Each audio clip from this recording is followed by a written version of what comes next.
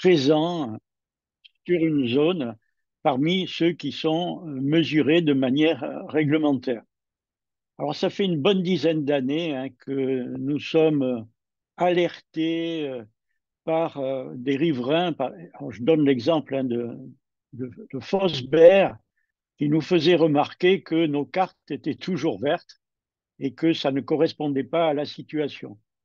Ce qui nous a quand même interpellés et nous a amenés à réfléchir et à travailler sur la méthode que nous pourrions utiliser pour avoir un indice, un indicateur qui soit plus représentatif de ce qui se passe et de ce à quoi sont exposés les citoyens.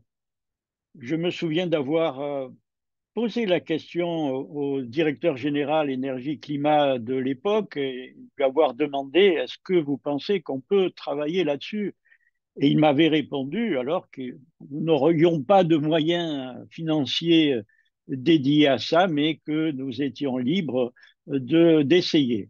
Et donc, avec cet assentiment de Laurent Michel, pour le citer, nous avons travaillé ardemment sur cette proposition de nouvel indice. Alors, c'est l'indice ICARE, hein, qui cumule les polluants mesurés réglementairement et qui a aussi le mérite de pouvoir s'adapter. Hein. C'est ce que nous allons voir tout à l'heure, de pouvoir intégrer d'autres polluants que ceux qui sont mesurés réglementairement à l'heure actuelle. Et ça, c'est une évolution majeure. Hein.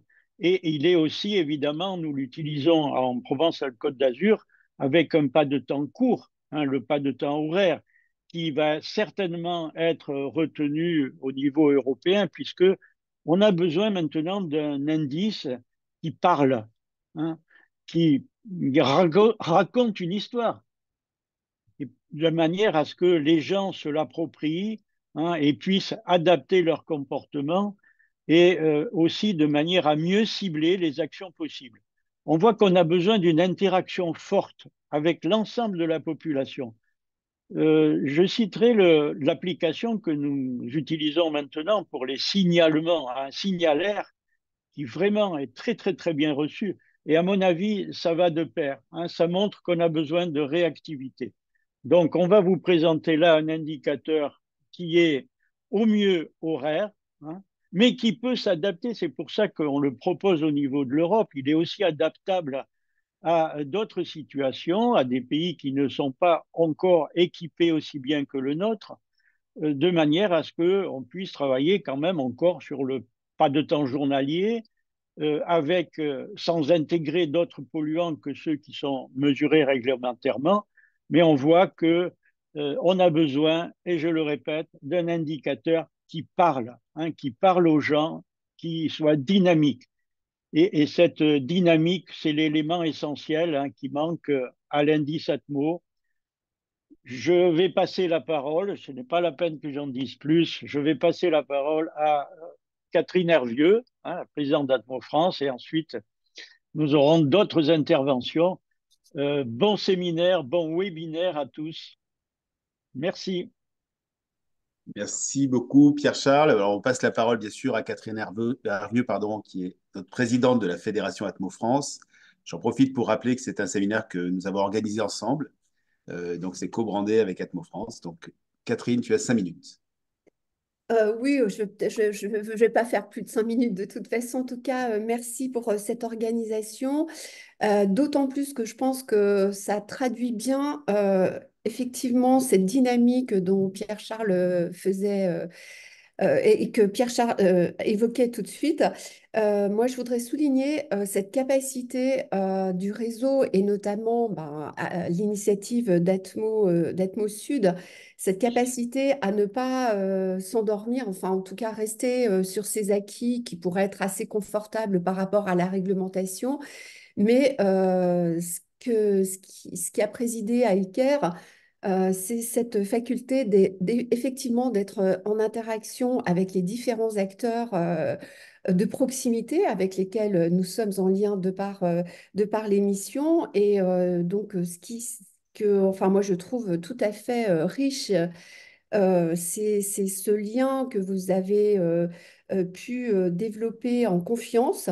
Et c'est une marque des ASCA d'ailleurs, euh, pour, euh, pour faire évoluer l'indice à partir des remontées de ce qui se passait sur certaines zones du territoire. Je pense notamment à l'étang de Berre et puis certains endroits à Marseille. Donc, cette capacité à tenir compte et à articuler tous ces retours empiriques, les croiser avec les données, avec aussi tout ce qui est et au-delà des polluants réglementaires, c'est vraiment une richesse que nous devons partager au sein de la fédération. Et c'est pour ça que je suis très contente de pouvoir introduire ce temps de travail aujourd'hui, de partage. Et puis, la deuxième chose que je voulais mettre en avant, c'est que tout ça aussi contribue à nourrir les évolutions nécessaires par rapport à la directive européenne, qui est l'objet de beaucoup de discussions en ce moment. Nous verrons bien comment ça va atterrir. Mais encore une fois, au-delà des polluants réglementés, il y a aussi plein d'autres choses à porter à connaissance qui partent du local et qui doivent arriver jusqu'au niveau européen. Et c'est la force du réseau Atmo France avec toutes les ASCA que nous devons à la fois partager, à la fois en être fiers. Et puis, ça doit aussi comment dire, nous inciter à poursuivre sur ce type de trajectoire de travail et de contribution collective. Et dernière chose, évidemment, le volet, l'articulation de tout ce que nous faisons depuis des décennies à partir de la connaissance des enjeux des différentes pollutions atmosphériques. On voit de plus en plus l'axe santé qui intervient, avec lequel nous sommes en lien. J'en veux pour preuve le succès des rencontres internationales RS Santé qui se sont déroulées à Toulouse la semaine dernière. Je crois que enfin, il y a eu un consensus énorme pour souligner que le niveau des connaissances était tel qu'il n'y avait plus trop de raisons de procrastiner pour l'action. Pour autant, la rigueur scientifique, la rigueur des expertises que nous portons euh, doit nous conduire à toujours poursuivre en ce sens, même si le niveau de connaissance pour l'action pour les politiques publiques est déjà bien riche. Voilà, je ne vais pas être plus longue. En tout cas, merci. Puis on continuera aussi, je pense, à suivre toutes les étapes de l'appropriation de l'indice ICAR par l'ensemble des ASCA. Merci beaucoup, Catherine. Alors, je vais me permettre de te poser quand même une question pour ceux qui ne connaissent pas la Fédération Atmo France, parce qu'autour de la table, on a à la fois des ASCA, et donc elles connaissent évidemment parfaitement le rôle de la fédération, mais il y en a aussi des adhérents d'Atmo Sud. Et c'est peut-être l'occasion de rappeler évidemment le rôle central que joue la fédération, notamment sur ces questions.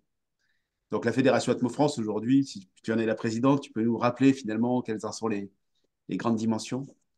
Alors, bah, les grandes dimensions, c'est un réseau qui regroupe euh,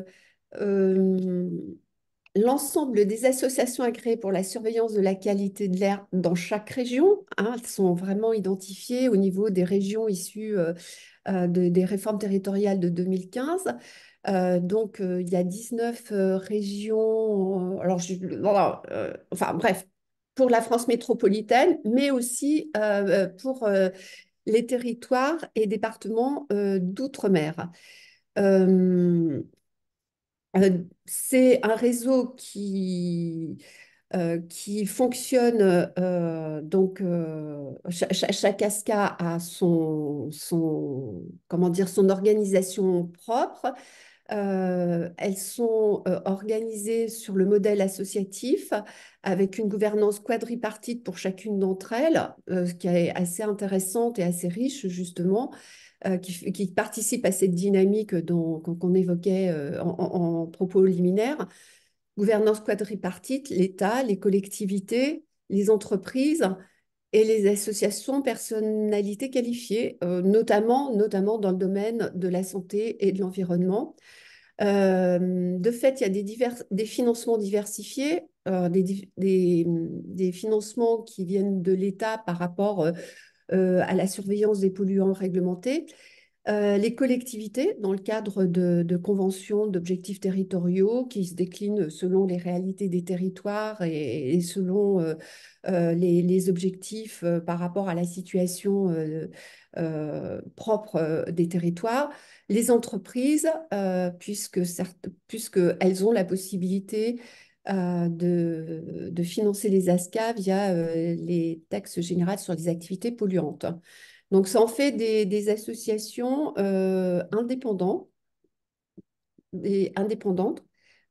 neutres et avec une démarche impartiale. Donc, euh, voilà, ça contribue aussi à la crédibilité, la richesse et le fait que le réseau et que chaque ASCA sont des partenaires incontournables dans le domaine de l'air.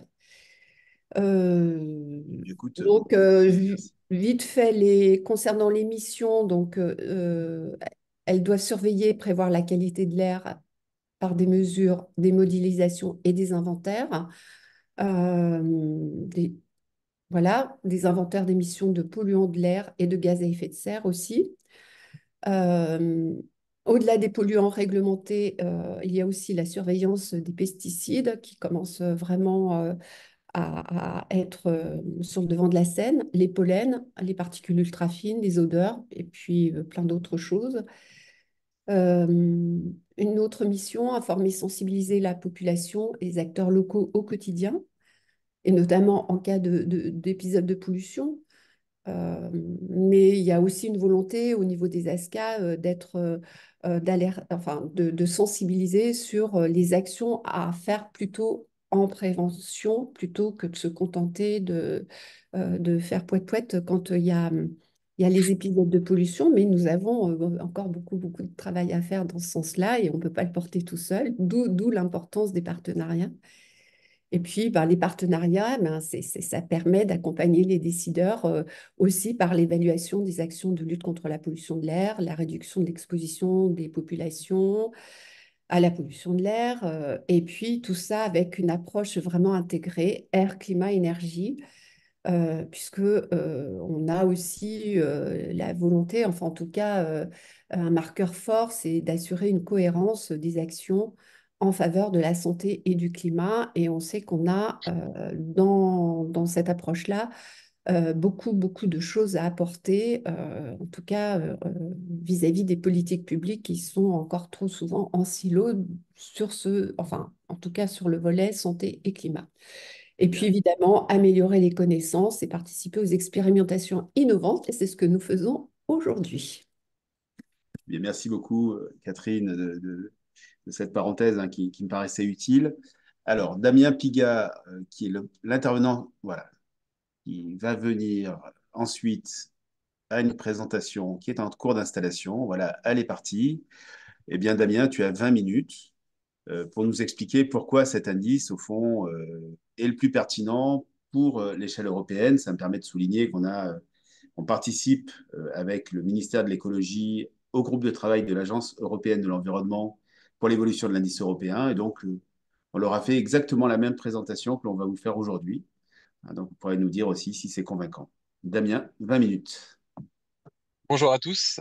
Alors, effectivement, je vais vous parler de ce nouvel indice que l'on a travaillé, mais avant de rentrer dans le détail hein, de l'indice, on va d'abord voir pourquoi finalement on a besoin d'avoir un indice quand on parle de qualité de l'air. Parce qu'on parle de qualité de l'air, on a une approche qui peut s'avérer effectivement complexe pour les personnes qui sont non initiées. En fait, la qualité de l'air, la pollution de l'air, ça va regrouper un grand nombre de composés. On va retrouver des composés qui sont gazeux, des composés qui sont particulaires. À l'intérieur de ces particules, On va retrouver des particules de différentes tailes, on va retrouver des compositions chimiques de ces particules, on va parler, suivant les différents composés, on va parler en nombre de particules, on va parler des fois en masse, on va avoir des unités qui peuvent être complexes, on va avoir des mots qui peuvent être un peu barbares, des molécules chimiques, on va parler de leur potentiel oxydant, bref, on peut avoir une approche qui est complexe et finalement, ce qu'on a besoin, c'est de traduire toute cette information dans un élément en fait qui est simple et qui va être un indice, qui nous permet finalement d'avoir une information qui soit compréhensible et facilement compréhensible par le grand public. Euh, donc, comment en fait finalement on passe de cette première slide avec tous ces composés à une information synthétique? En fait, on va sélectionner quelques polluants qui vont être des traceurs de type de pollution. On va traduire ces concentrations de ces composés que l'on a choisis en sous-indices. Un sous-indice, finalement, ça va être une note que l'on va donner en fonction du niveau de concentration qu'on va retrouver pour ces polluants. Et ensuite, ces sous-indices, on va les agréger et on va en avoir un indice, une information qui va être unique. Et aujourd'hui, le débat qu'on va avoir, ça va être finalement sur cette manière d'agréger cette information et ces sous-indices pour avoir l'information qui est la plus pertinente. Lorsqu'on regarde l'évolution des polluants dans nos territoires et qu'on prend les différents polluants qui sont réglementés, qui composent aujourd'hui l'indice Atmo, on va retrouver l'ozone, des particules fines et le NO2.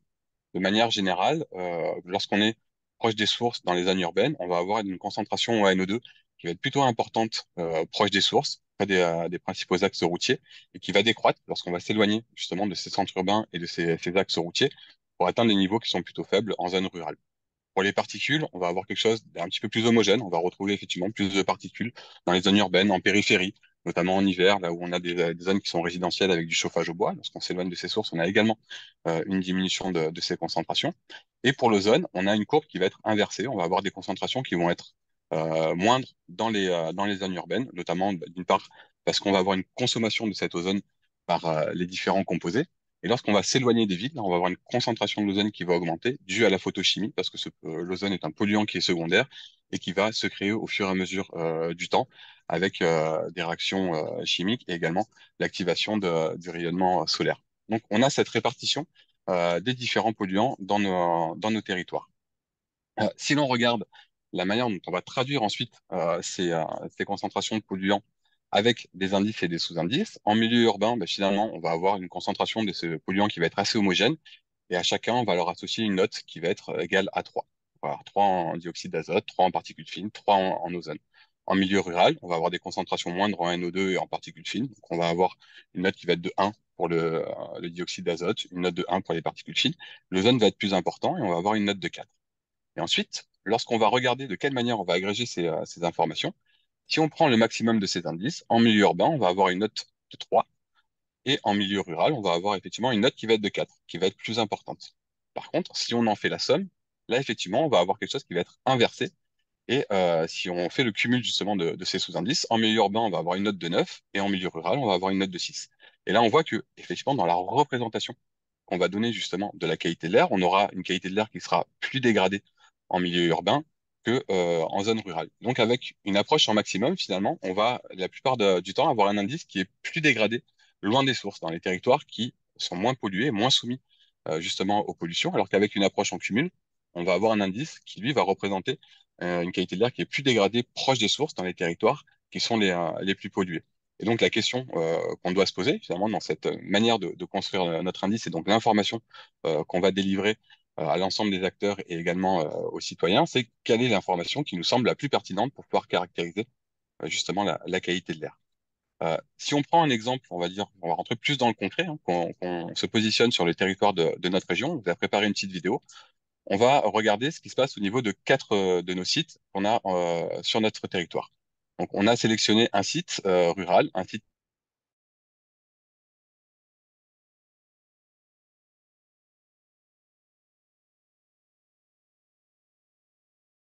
La pollution va se traduire en indices sur ces territoires. Je fais juste une petite pause. Là, ici, effectivement, on représente justement ces sous-indices dans ces différents environnements. Donc, on retrouve bien ce qu'on a dit précédemment. On va avoir donc des sous-indices en milieu urbain qui vont être assez homogènes entre les trois grands polluants. En milieu industriel, on va retrouver un petit peu moins d'oxyde d'azote. En situation périurbaine, on va retrouver des concentrations d'ozone qui sont plus importantes, des particules fines qui vont être moindres qu'en milieu urbain. Et dans les zones rurales, on va retrouver un ozone qui est plus important et les autres polluants qui sont plus faibles. Si on regarde justement ce maximum, on voit que on a, lorsqu'on va regarder le maximum de ces sous-indices, avec cette approche, on a les zones urbaines qui ont des indices qui sont moins importants que les zones rurales. Et avec une approche en cumul, on est exactement sur la même journée, on est exactement avec les mêmes sous-indices. Et là, par contre, on a un phénomène qui s'inverse. On va avoir une plus juste représentation où on a des indices qui sont plus importants proches des sources, en milieu industriel, en zone urbaine, et qui vont avoir donc des indices qui vont diminuer lorsqu'on va s'éloigner de ces sources et quand on va arriver vers des zones rurales. Donc c'est pour vous illustrer justement ce propos-là. Donc là, on est effectivement, on regarde ce qui se passe au niveau de nos stations. Donc ça traduit bien aussi ce que disait Pierre-Charles Maria en introduction, hein. Cette manière de calculer en indice, en maximum ou en cumul, ben, c'est applicable en fait au niveau des stations. Donc c'est applicable partout où on a de la mesure. Mais on peut également regarder au niveau spatial ce que ça va donner. Si j'arrive au niveau spatial, on a également regardé cette représentation de la pollution dans les territoires avec les différentes approches. Donc là, on a une représentation de la région sud. Sur la gauche, on est avec justement cette approche en maximum, et sur la droite, on est avec l'approche en cumul. On a choisi de faire des zooms également sur la ville de Marseille, ici sur la gauche, sur la ville de Nice, ici sur la droite. On est sur un exemple réel, qui était une journée estivale classique qu'on va avoir sur notre territoire, où on a un épisode photochimique, pas non plus très important, mais un épisode classique de photochimie. Et lorsqu'on prend cette approche en maximum, ben, finalement, c'est l'ozone qui va dominer effectivement l'indice en fait qui va dominer dans la caractérisation justement de cet indice. Et on va avoir dans la représentation que l'on donne finalement un air qui va être plus pollué, loin des sources, dans les arrière-pays, là où l'ozone est plus important. Et on va avoir une qualité de l'air qui va être meilleure dans la représentation que l'on en donne dans les centres urbains. À l'inverse, quand on prend une approche en cumul, là, on voit finalement ce qu'on connaît de la qualité de l'air, où on va vraiment mieux reproduire ce que l'on en connaît avec des centres urbains qui vont apparaître comme plus pollués. Là, on a l'exemple ici de Marseille et de Nice, où vraiment les cœurs de ville apparaissent donc de manière plus rouge. La proximité des axes routiers également, où on va avoir donc des concentrations plus importantes de l'ensemble des polluants, et on va retrouver un gradient. Effectivement, lorsqu'on s'éloigne des sources, on va avoir une diminution de la pollution lorsqu'on s'éloigne de la proximité des sources. Donc là, on voit que dans la communication que l'on a, bah, finalement, cette question-là de la représentation de notre indice et le choix que l'on va faire d'avoir une approche en maximum ou en cumul est très important par rapport à l'information qu'on va délivrer sur nos territoires. Euh, dans, euh, dans la question, finalement, du choix que l'on va faire dans l'approche en maximum ou en cumul, il y a une question qu'on peut se poser, c'est effectivement, est-ce que finalement, lorsqu'on va prendre cette approche en cumul, est-ce qu'on va pas faire des doubles comptes et est-ce qu'on va pas finalement surreprésenter une pollution dans des territoires? Donc c'est la question qu'on s'est posée également quand on a travaillé cet indice. Et effectivement, la manière dont il est construit et le choix des polluants qui sont faits, finalement, les polluants vont être des traceurs d'une pollution majoritaire. Et donc, on a bien le NO2 qui est un traceur de la combustion des transports. On a représenté justement, on a décomposé sur nos territoires, donc les cartes en concentration, donc pour le NO2 sur la partie gauche, pour les particules fines au milieu et pour l'ozone sur la partie droite. Et donc le NO2 est bien un traceur finalement de la combustion des transports.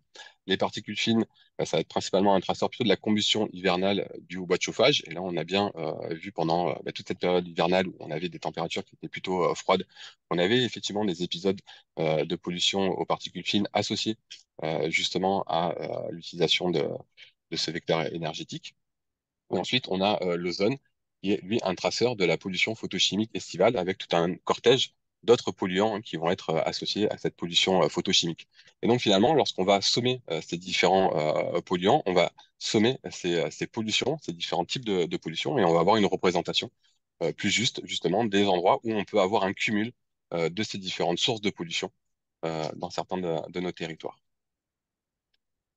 Un des aspects qui nous a apparu aussi important dans la construction de cet indice, c'est qu'on peut également, de cette même manière, de dire que justement on va représenter des types de pollution et on va venir ajouter de l'information des différents types de pollution qu'on peut avoir sur des territoires, on peut aller traiter la question d'autres types de pollution, notamment la question de zones industrielles ou alors de territoires qui seraient soumis aussi à des pollutions issues des activités agricoles.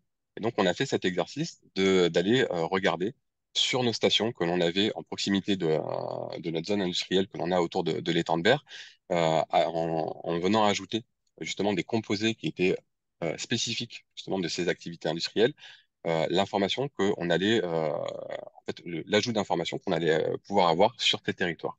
Donc, on a représenté sur ce graphique 5 stations qu'on a sur notre territoire, Arles et Salon, qui sont des stations qu'on a dans des zones urbaines, donc en proximité de la zone industrielle, mais plutôt éloignées, qui ne sont pas soumises directement à l'influence de ces sources industrielles. Et ensuite, on a 3 stations, Martigues-la-Vera, Fosse-Carabin et Berlétan, qui sont, elles, des stations qui sont implantées à l'intérieur de la zone industrielle.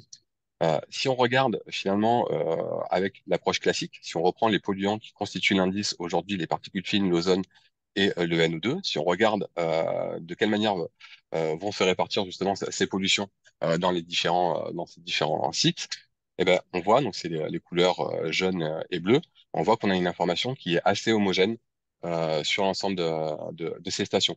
C'est ce que nous a remarqué justement Pierre-Charles Maria dans son introduction, où on avait quand même des acteurs justement de ces territoires industriels qui nous disaient, mais finalement, les cartes que vous représentez, ben, elles nous donnent le même niveau d'information dans ces zones industrielles, alors que l'on sait que on a une pollution qui peut être différente avec des marqueurs qui sont différents, qui peuvent venir s'ajouter à la pollution classique que l'on connaît. Et lorsqu'on vient ajouter justement des polluants qui sont des traceurs de cette activité industrielle, eh ben là, on voit apparaître justement des éléments qui sont différenciants entre cette proximité des zones industrielles par rapport à des zones qui sont plus éloignées.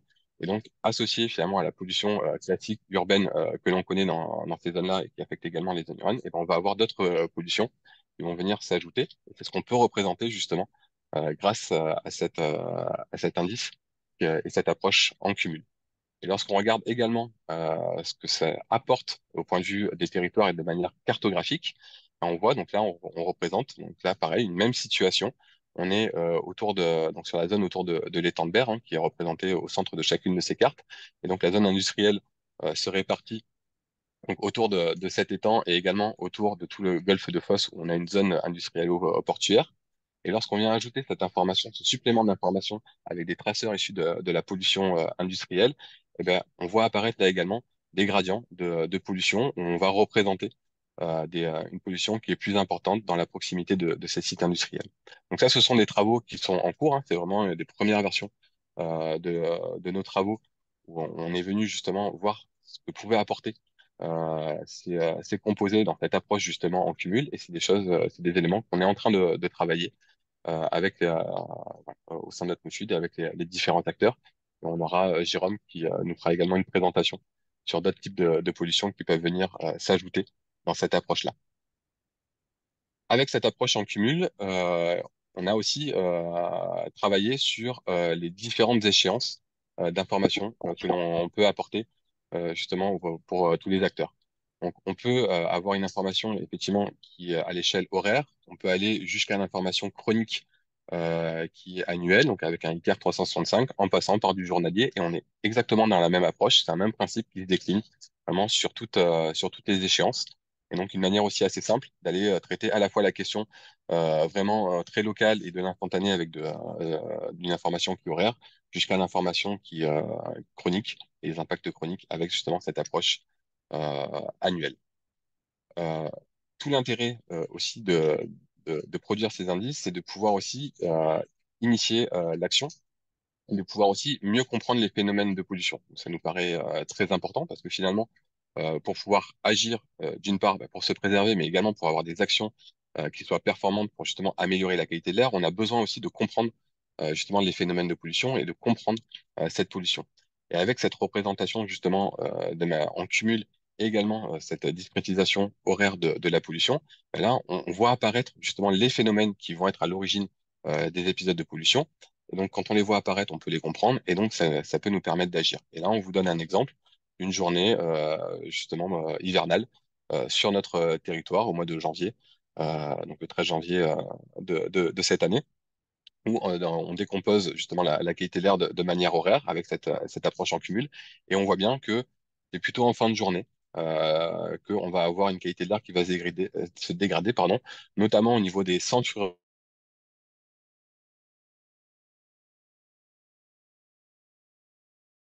Et lorsqu'on peut matérialiser justement cette pollution au travers de nos cartes et la comprendre, ben là, on peut avoir des actions effectivement qui vont avoir du sens parce qu'on sait que c'est sur ces vecteurs-là, notamment pour cette situation, il faut aller travailler donc plutôt sur tout ce qui va être chauffage résidentiel. De la même manière, sur une journée estivale, ben là, on va pas du tout représenter les mêmes phénomènes. Là, on va vraiment voir vraiment les épisodes photochimiques qui vont se développer au fur et à mesure de la journée. Et à l'inverse des journées hivernales où on avait plutôt une qualité de l'air qui était dégradée en fin de journée et pendant la nuit et en début de matinée, parce qu'on avait les conditions météorologiques les plus stables et qu'on avait également cette source de pollution associée au chauffage. Là, par contre, dans la journée, pour les journées estivales, on va avoir finalement quelque chose qui va être inversé. On va plutôt avoir une qualité de l'air qui va être meilleure en début de journée et en fin de journée. Et par contre, au cœur de la journée, là, on va vraiment avoir la photochimie qui va être la plus active. Là, on va avoir une qualité de l'air qui est plus dégradée. Et donc, en termes d'action, à la fois de mise en œuvre d'action pour améliorer la qualité de l'air, mais également d'action pour se préserver par rapport justement à cette pollution de l'air, là, on a vraiment une information qui a du sens et qui permet de pouvoir agir. Donc là, je vous ai montré quelques exemples sur les aspects horaires. Donc, on a également, comme je vous l'ai dit, décliné cet indice pour l'exposition chronique à l'échelle annuelle. Et effectivement, ça, c'était quelque chose qui nous manquait dans nos outils aussi, de pouvoir avoir une information qui soit intégrée, qui nous permette de facilement communiquer sur l'impact chronique de la pollution de l'air et de représenter cette qualité de l'air à l'échelle annuelle. Et donc, dans l'approche qu'on a eue, on a une approche qui nous permet d'avoir une lecture assez simple des cartographies qu'on produit. En fait, on normalise toutes les concentrations par rapport aux lignes directrices de l'OMS. C'est-à-dire que dans la représentation que l'on a, lorsque donc on va avoir trois polluants qui vont rentrer en compte dans cet indice, hein, là, de la même manière que précédemment, les particules fines, l'ozone et le dioxyde d'azote. Et à chaque fois que l'on va avoir un dépassement de ligne directrice de l'OMS pour un de ces polluants, on va avoir un incrément de 1 de cette cartographie. Et donc, c'est-à-dire qu'on peut lire assez simplement ces cartes. C'est-à-dire que lorsqu'on est dans le jaune, lorsqu'on est à un niveau 4 de l'indice ICARE pour l'exposition chronique, un indice de 4, ça correspond à 4 dépassements d'une ligne directrice de l'OMS. Lorsqu'on a une valeur de 8, ça veut dire qu'on a 8 dépassements de lignes directrices de l'OMS qui vont se répartir dans les différents polluants. Donc ça permet vraiment d'avoir aussi une lecture assez simplifiée justement de l'état chronique de la qualité de l'air sur nos territoires. Euh, pour construire justement cet indice, on s'est quand même basé sur des références qui étaient partagées pour justement que ça puisse être facilement réplicable et facilement utilisable par tout le monde et que ça fasse consensus sur la manière dont on allait travailler cet objet-là. Donc, pour tout ce qui est indice horaire et indice journalier, on est reparti sur les seuils qui avaient été définis par l'indice européen pour l'échelle horaire et l'indice ATMO pour le journalier. Donc, on a les mêmes manières de classer la pollution de chacun des polluants. Lorsqu'on parlait de sous-indices, que je parlais de notes en début de présentation, on a exactement repris justement ces références de l'indice européen et de l'indice Atmos. Pour l'annuel, on a repris les lignes directrices de l'OMS et c'est simplement de la manière dont on va agréger ces informations qui est différenciante par rapport à ce qu'on faisait précédemment.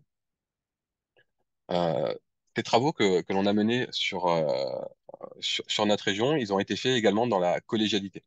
Catherine Hervieux le rappelait également, on est des structures qui sont collégiales avec 4 collèges qui vont représenter l'ensemble des parties prenantes qui ont un intérêt par rapport à la qualité de l'air. Et donc ce travail, on l'a élaboré justement dans la collégialité avec tous les acteurs, avec l'État, avec les associations, les collectivités, les acteurs économiques, pour justement correspondre à leurs besoins et que la construction de cet indice, elle soit partagée et qu'elle réponde vraiment aux attentes justement de toutes les parties prenantes. Donc, on a eu différentes sessions de travail en cours de l'année 2022 pour aboutir justement à cet indice. Et enfin, cet indice, il permet également d'autres évolutions. Il nous permet également de pouvoir aller travailler aussi au plus proche du territoire, notamment avec le sujet des sciences participatives où, alors sur notre territoire, là, on a un exemple sur Marseille, on a déployé de nombreux capteurs en lien avec les associations de nos territoires qui sont positionnés justement chez les citoyens et qui permettent de mettre en évidence aussi des phénomènes qui sont très locaux, à l'échelle d'une rue, à l'échelle d'un quartier. Et ce travail qu'on a mené, ça permet justement d'aller questionner à l'échelle vraiment locale la qualité de l'air et d'aller pouvoir aussi porter des solutions et mettre en œuvre des actions à ces échelles-là. Donc, ça permet vraiment aussi d'initier des démarches sur nos territoires avec cette nouvelle manière de représenter euh, la qualité de l'air. Et je finirai ma présentation voilà, en vous montrant que ce service, il est déjà opérationnel depuis 1 an sur notre site internet. Et donc, quand vous allez justement consulter le site d'Atmosud, en page d'accueil, vous allez pouvoir retrouver ces informations. Vous allez pouvoir aller choisir votre adresse pour vraiment vous localiser précisément. Vous allez cliquer, vous allez voir justement quelle est la qualité de l'air représentée avec cet indice de manière synthétique et quelle va être son évolution dans les prochaines heures, ce qui va vous permettre également de pouvoir adapter votre comportement. Et si vous voulez, par exemple, aller pratiquer une activité sportive justement en extérieur, ben, vous pouvez voir que à quelle heure finalement cette pratique du sport sera le plus conseillée, quand la qualité de l'air sera meilleure. Et vous allez également pouvoir explorer le territoire pour aller choisir le lieu où vous allez pouvoir justement avoir cette pratique pour trouver l'endroit qui correspondra le mieux à vos pratiques. Et donc, c'est la même chose. On peut retrouver également l'information sur la qualité de l'air sur son lieu de travail, sur, par exemple, l'école de vos enfants, etc. Donc, il y a tout un service associé justement à cette information qui est disponible et opérationnel sur notre site Internet. Et on peut également le retrouver en flashant un QR code qu'on a développé.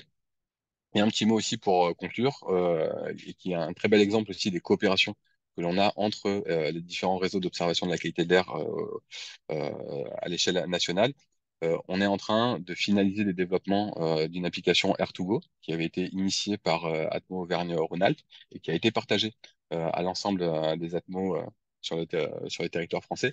Et on va intégrer justement ces informations avec sa nouvelle indice dans cette application qui permettra justement de voir quelle est la qualité de l'air sur un trajet qu'on va effectuer, de pouvoir choisir la meilleure heure justement pour avoir ce trajet-là et de pouvoir moduler son activité grâce à ces informations. Et donc là simplement la dernière slide, puisqu'on vous partagera du coup cette présentation où vous pouvez retrouver l'ensemble des informations sur justement cet indice avec les différents notes, dossiers, vidéos, etc. qu'on a fait pour présenter justement ICARE avec différents niveaux de profondeur et de technicité sur ces documents. Donc ça va voilà, de la note technique où on rentre vraiment dans le détail des formules et de la manière dont on a construit cet indice jusqu'à voilà, des illustrations qui permettent justement de mieux appréhender comment on peut aussi utiliser cette information qui est disponible. Et je vous remercie. Eh bien, merci beaucoup, pour votre Damien. Euh, Peut-être qu'on va prendre quelques questions courtes parce que c'est vrai qu'on a prévu des temps d'échange, mais plutôt à la fin. Et là, comme il y avait une grosse densité d'informations, je pense que c'est bien qu'on prenne 5 minutes avant de passer la parole à Agnieszka des Hauts-de-France qui a prévu de nous montrer comment tout ça s'applique en Hauts-de-France. Donc, si vous souhaitez intervenir, simplement, vous levez la main via le... Donc, vous avez le petit module en bas qui vous permet de réagir. Donc, je ne vois pas de main levée. Donc, ça devait être soit très clair, soit à l'inverse, incompréhensible. Donc, réservez peut-être quelques questions pour la fin, hein, parce que je pense que c'est important d'avoir ce temps d'interaction. Bien. Comme ça, Écoutez, on peut tourner, voilà, c'est bien. oui, Jacques, tu veux dire quelque chose? Non, non, quand c'est qu'on intervient, question. Eh bien, alors, mais, Hâte voilà, bonne avec transition. Donc, je vais passer la parole à Agnieszka Rora, qui est chef de projet à Atmo Hauts-de-France, qui est accompagnée de son président, qui nous dira quelques mots à la fin, Jacques. Oui, Et donc, tu as 5 minutes pour nous expliquer finalement ce qui est fait. Alors, peut-être que tu as une présentation. Oui, merci Dominique. Non, je n'ai pas de présentation. Je peux vous Très montrer bien. notre cartothèque à la fin si vous voulez. C'est plus le témoignage et voilà, je vais vous raconter notre histoire, comment ça se passe, pourquoi on avait besoin des IKRH et comment on applique. Voilà, je vais les monter un petit peu dans le temps. Donc ça fait 1 an. On a échangé beaucoup avec l'ARS qui nous finance en partie. Il était intéressé par un projet qui permettrait aux citoyens de mieux comprendre la qualité de l'air. Parce que, bon, si on consulte les cartes, on voit PM10, PM5, NO2, c'était pas très clair. Il voulait savoir vraiment quelle est la qualité de l'air là maintenant, ici, près de chez moi, comment ça va évoluer dans la journée. Donc, on a développé les cartes horaires qui répondent en partie à ses besoins. Donc, air par air, déjà, on peut consulter la qualité de l'air et on s'est basé tout au début sur l'indice européen. Donc, à un moment, Damien, tu as parlé de cet indice, donc c'est les mêmes seuils qu'indice Atmo. C'est bon, c'est compréhensible, c'est défini par l'Europe, c'était quelque chose qui nous paraissait clair, mais on a rencontré certaines difficultés. Donc, tout d'abord, comme vous avez expliqué, parfois on s'est retrouvé avec la carte sur laquelle les routes étaient moins polluées que tout ce qui est autour. Bon, c'est faux. C'est l'information qui était pas très claire. Et puis, dans l'indice européen, dans la méthodologie, ce qui se passe, c'est qu'on prend pour le PM la moyenne glissante de 24 heures, ce qui faisait que ça lissait finalement la pollution. Donc, on cherchait quelque chose de nouveau et on a entendu que nos collègues de Atmosud développent quelque chose qui peut être intéressant. Donc, c'est l'indice ICARE qui prend en compte, bon, ces termes n'ont pas été évoqués aujourd'hui, mais nous on dit effet cumulatif. Donc, on prend en compte aussi les interactions entre les polluants. Donc, quelque chose qui peut être intéressant. Donc, on a fait les comparaisons comme vous avez fait. On a regardé qu'est-ce que ça donne en cumulatif, en max, est-ce que ça correspond à notre région? Et oui, ça nous paraissait très, très bien. Mais bon, il restait le dernier morceau, donc convaincre notre financière. Donc, on a échangé beaucoup avec l'ARS et c'était pas facile au début, je ne vais pas vous mentir, parce que dès qu'il y a quelque chose de nouveau, la nouvelle méthode, certes, on se méfie. Ben, on ne sait pas à quoi on se réfère. Est-ce que c'est reconnu au niveau national? Mais finalement, on s'est rendu compte qu'il était très prenant de nos explications et ils ont compris que on se base sur le même seuil. Donc déjà, c'est confirmé par les études d'OMS, par les études scientifiques, donc c'est très bien. Ils ont compris que finalement, on a l'information qui est beaucoup plus claire pour le citoyen. Ben, ils ont été d'accord pour qu'on publie et pour qu'on travaille sur cet indice-là, qui leur paraissait à la fin beaucoup plus pertinent. Donc, on avait notre financière qui était avec nous. Et là, bon, ça fait quelques jours. Bon, du coup, on calcule IKRH depuis un an, mais ça fait quelques jours qu'il est apparu dans notre cartothèque. Si vous voulez, je peux partager peut-être mon écran pour vous montrer ce que ça donne chez nous. Volontiers. Hop. Donc, vous voyez mon écran? Moi, je le vois. Oui, Oui, ça c'est bon, on le fonctionne. voit. Oui, oui, oui, oui. Oui, oui, très bien. Donc, aujourd'hui, c'est dans la cartothèque, donc on est encore en mode test, donc c'est disponible, mais pas encore sur la première page, donc on n'a pas encore de jolie interface comme Atmosud il a montré. On travaille là-dessus, ça sera bientôt. On va entrer aussi les cartes dans Air2Go, parce que pareil, on va joindre les ASCA qui travaillent là-dessus. Mais du coup, on a l'interface qui nous permet donc de choisir, donc c'est pour les 24 heures qui suivent.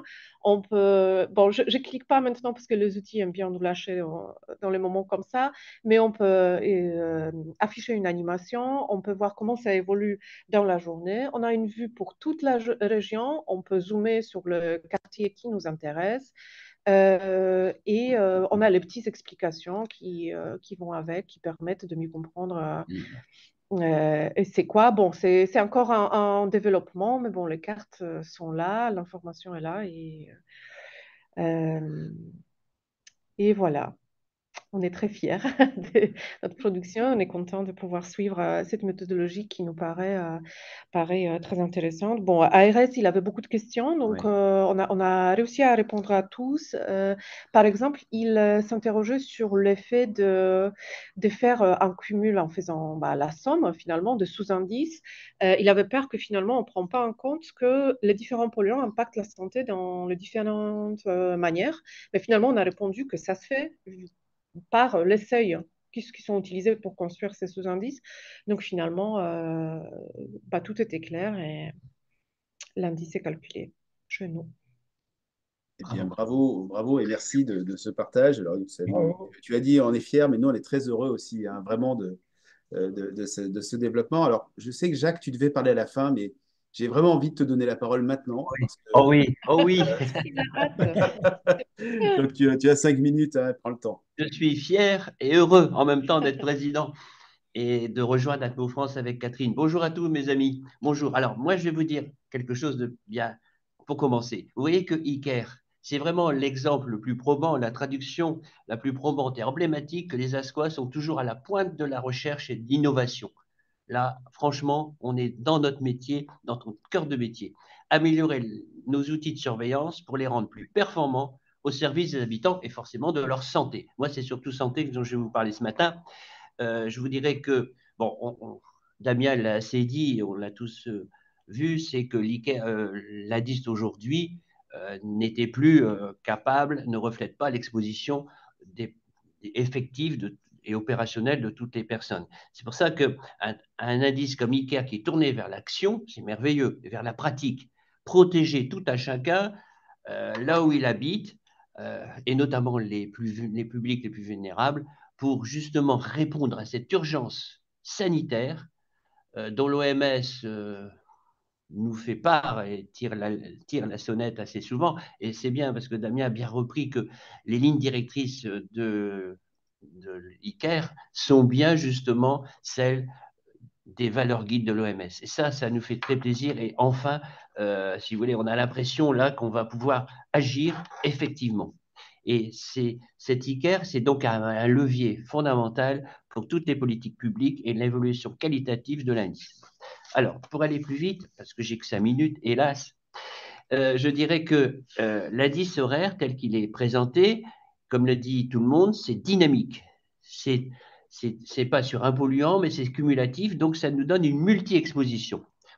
Et la multi-exposition, c'est vraiment une source précieuse d'infos pour la pratique médicale, pour rendre les relations médecin-patient beaucoup plus opérationnelles, beaucoup plus enrichies des données en temps réel, c'est ça qui est important, pour orienter la pratique, orienter le quotidien du patient, adapter son comportement et trouver les bonnes pratiques, les bonnes manières. Qui dit une multi-exposition, je vais vous parler d'Exposome, mais très rapidement, parce que l'Exposome, si vous voulez, il a été posé il y a quelques années, mais avec ICARH, il devient enfin opérationnel, il devient construit, on lui donne un contenu qui jusqu'à présent lui manquait beaucoup. En vitesse, hein, l'Exposome, c'est simplement un concept, si vous voulez, un ensemble des expositions auxquelles un individu est soumis tout au long de sa vie. Et c'est un concept qui nous permet à nous, épidémiaux, d'étudier les effets combinés des différents polluants, la synergie des polluants. Si vous voulez, le gros problème aujourd'hui, c'est que le défaut méthodologique, on parlait d'effet cocktail. Or, l'effet cocktail, ça ne veut rien dire. Moi, je dis que c'est un asile de l'ignorance. Asilo ignorantiae, hein, pour parler bien. En fait, pourquoi un asile de l'ignorance? Parce qu'en fait, dans le cocktail, on mélange tout. On mélange tout et il faut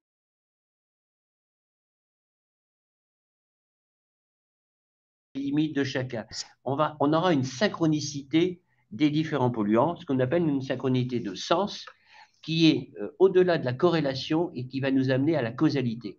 Enfin, oui, bon, j'essaie d'être simple. Hein. Donc, l'important, là, c'est de relier la pathologie et les épisodes de pollution.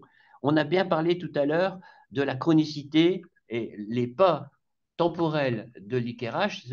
C'est pour nous une valeur fondamentale parce que, en fait, on dit toujours l'exposition aiguë, bon, c'est bien, enfin, le pire, c'est la chronicité. Ben là, on va pouvoir la montrer, justement, que l'exacerbation de certaines pathologies, je pense à la BPCO par exemple, dans les épisodes aigus, en fait, ces épisodes aigus reposent sur la chronicité parce que la pathologie a été créée justement par une exposition à long terme. Donc enfin, on peut distinguer les deux maintenant. C'est beaucoup plus intéressant. Ça répond vraiment aux différentes demandes, aux différentes interrogations des patients, mais aussi des soignants.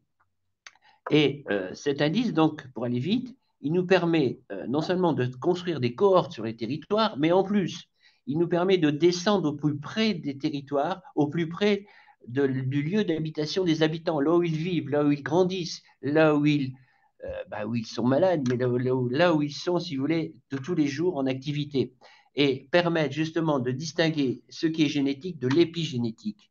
Hein, l'épigénétique, hein, si vous voulez, c'est le fait que un gène ne s'exprime qu'en fonction de l'environnement, en fonction de son environnement. Il faut savoir que l'organisme humain a créé son propre système d'intégration et d'adaptation et d'appropriation de son milieu. Donc c'est là, nous, en tant qu'immunologistes, nous travaillons dessus, hein, sur les les hyposensibilisations, etc.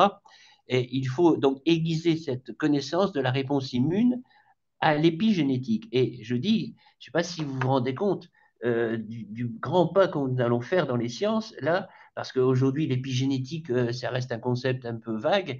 Là, on a des données en temps réel grâce aux ASCOA. Et je vous assure qu'au niveau parisien, parce que forcément, c'est toujours là-bas que tout se décide, eh ben, ils sont très surpris et sans nous, on n'avancerait pas. Dans les PNSE4, tous ces plans nationaux, le GSE, etc., tous ces plans de santé-environnement, on a un rôle à jouer et c'est merveilleux d'être le représentant d'une ASCOA qui leur apporte les données. Ah, j'ai pris, moi, j'ai changé de costume plusieurs fois parce que du coup, on prend une importance, on prend une grandeur et je vous assure que c'est en balance, c'est vraiment, c'est vraiment merveilleux d'être président d'une ASCOA. Ça, je le dis entre nous et je pense que Pierre-Charles ou Catherine ne diront pas le contraire. Donc, allez, pour aller vite, hein, Dominique, ça va? Pour aller vite. Je dirais que, On te donc, laisse encore 2 minutes si tu veux bien. alors, en conclusion, l'indice ICARE tel qu'il est réfléchi, construit, posé, est une source précieuse d'informations pour toute la pratique médicale et dans sa relation avec la patientèle. Je crois qu'ils vont s'en rendre compte parce que ça enrichit le dialogue, ça le rend plus concret et plus efficace. Orienter le quotidien du patient, comme je disais tout à l'heure, adapter son traitement, ses pratiques quotidiennes, ça va changer ses habitudes en fonction des données de la qualité de l'air en temps réel. C'est quand même merveilleux, quoi. Et je voudrais dire encore une fois que non seulement je suis content d'être président, mais il y a tout un travail, il y a toutes des voies qui s'ouvrent avec IKRH où on va pouvoir justement, il n'y a pas de ronronnement dans les ASCOA. Et quand on fait de la recherche, les épidémiologistes sont très friands de données et là, ils vont être contents, ils ont des données en temps réel. Et sur différents pas, et autant qu'on peut étudier différentes évolutions de l'épigénétique, mais aussi, si vous voulez, de développement des maladies. Bon, je vais arrêter parce que je sais qu'il est midi, je vais me faire rattraper. Bon, voilà. Mais je peux répondre aux questions, hein, pas de problème. Merci beaucoup, Jacques, et de ton intervention et de ton enthousiasme très communicatif. Alors, je crois que Pierre-Charles aura envie de peut-être réagir avant de passer aux 2 dernières présentations. Pierre-Charles, vous voulez dire quelque chose ou Catherine peut-être? Non, je suis ravi de ce que vient de dire Jacques, hein. Je l'ai dit tout à l'heure, on a un indicateur, un indice qui est dynamique, qui Ouais, parle, hein. ouais, Et, c'est ça. et finalement, parler, c'est vraiment l'élément nécessaire, hein, pour que tout le monde s'approprie la démarche, hein, et joue le jeu, participe. Donc avec en plus la possibilité qu'on a, hein, d'intégrer dans le dispositif des capteurs de pollution de l'air qui ne sont pas ceux de référence, qui eux-mêmes sont absolument indispensables, hein. La métrologie très rigoureuse des stations de référence est un élément extrêmement important. Il ne faut pas opposer les mesures de référence avec une métrologie très rigoureuse aux appareils plus légers, hein, qui apportent une information qui est complémentaire. Ils ne doivent pas être opposés. Elles sont d'une richesse incroyable et elles peuvent apporter, hein, Damien l'a montré, des éléments très importants justement à ce qu'a à raconter cet indice, hein. Donc, merci Jacques, et puis on peut continuer comme ça. Merci. Et fier d'être président des ASCOA. Bien sûr. Merci. Écoutez, alors je vous propose peut-être d'avancer et puis évidemment à la fin on aura un temps d'échange à la fois pour peut-être s'exprimer ou poser des questions. Donc on a nos collègues de l'IGER qui vont nous faire une présentation sur un sujet qui est d'actualité puisque ils ont réfléchi eux à l'intégration d'indicateurs qui permettraient de mieux valoriser les données qui concernent les pesticides dans l'atmosphère et puis je crois également les pollens. Alors il y a 2 voix. Donc Jérôme Angogno, qui est ingénieur, qui est responsable du pôle modélisation, si mes informations sont bonnes. Puis Abdelrazak Yayaoui, qu'on connaît depuis longtemps, qui est lui chef des études. Donc vous avez une petite dizaine de minutes à tous les deux. Bah, déjà, merci à tous, hein, et un grand merci de nous permettre de présenter les travaux qu'on a réalisés dans les années précédentes. Donc, on va vous présenter 2 indices. L'indice donc phyto, donc ça sera présenté par Abderrazak juste après, et je reprendrai la main donc moi pour présenter l'indice polémique. Donc, on va essayer d'être assez rapide. Abdou, donc c'est à toi. Ok, merci à tous. Je suis désolé, il y a ma caméra qui ne fonctionne pas, mais la plupart ils me connaissent et vous m'entendez, c'est déjà pas mal. Euh, Nous, du côté Niger, on a commencé la mesure des pesticides dans les années 2000. Et pendant cette période-là et jusqu'à maintenant, il n'y a pas encore de réglementation dans l'air concernant les produits phytosanitaires. Alors, on a vu tout à l'heure que avoir un indice sur 5 polluants réglementés, ça posait des problèmes de compréhension et autres. Alors, imaginez si vous avez beaucoup d'informations sur plusieurs molécules, substances actives, comment ramener cette information à l'individu. Et donc, ce qu'on a fait à l'IGR, on a développé un indice qui s'appelle l'indice phyto. On l'a développé en 2005 dans le cadre d'une étude qu'on a menée avec l'NVS au niveau national. Et cet indice-là, il a été évalué par le LCSQA et l'ENERIS en 2012-2013 par là. Et il est utilisé actuellement par l'IGR, il est utilisé par d'autres ASCA. Tu peux avancer, Jérôme? Alors, je vais aller rapide. Je vais vous donner la formule qu'on a utilisée. En fait, on n'a pas inventé le fil qui coupe le beurre, hein, l'indice phyto. L'indice phyto, il est mis en place et sa formule, il est équivalente à celle de l'équivalent toxique qui concerne les dioxines et furanes. Donc, on a fait la même chose. Donc, c'est un indice qui est basé sur le nombre de molécules recherchées, donc les substances recherchées, en lien avec leur concentration, et un facteur de toxicité qu'on appelle TI, on normalise la toxicité de la substance active par rapport à la molécule de référence. C'est la molécule la plus toxique qu'on a mesurée à l'IGR. Donc, en gros, la seule, comment dirais-je, l'indice phyto tel qu'il est actuellement calculé, il est calculé au niveau de point station. Et malheureusement, il n'y a pas encore de modélisation sur les pesticides. Ça veut dire qu'il est calculé en déféré. Ça veut dire l'information qui peut aller vers l'individu, c'est il faut qu'il attende au moins une semaine, 15 jours pour qu'il y ait l'information. Mais ça pose problème, mais pas vraiment, parce que l'indice phyto, dans ce cas-là, c'est un indice d'évaluation et de concentration. Tu peux avancer, Jérôme. Donc, je vous donne un exemple de ce qu'on utilise à l'IGR pour l'indice phyto. La première chose qu'on peut regarder, c'est déjà que l'indice phyto, là, vous avez des sites ruraux, c'est Bazos, c'est un site rural, Saint-Jean-de-Bray, c'est un site urbain, Bourgueil, donc vous connaissez bien Bourgueil, c'est un site viticole, et puis un site urbain à Tours. Lorsqu'on regarde l'indice phyto, donc il est calculé sur toute l'année, sur chaque échantillon, et c'est intéressant de voir que pour certains échantillons, on peut avoir l'indice phyto au site urbain plus important que celui calculé au site rural.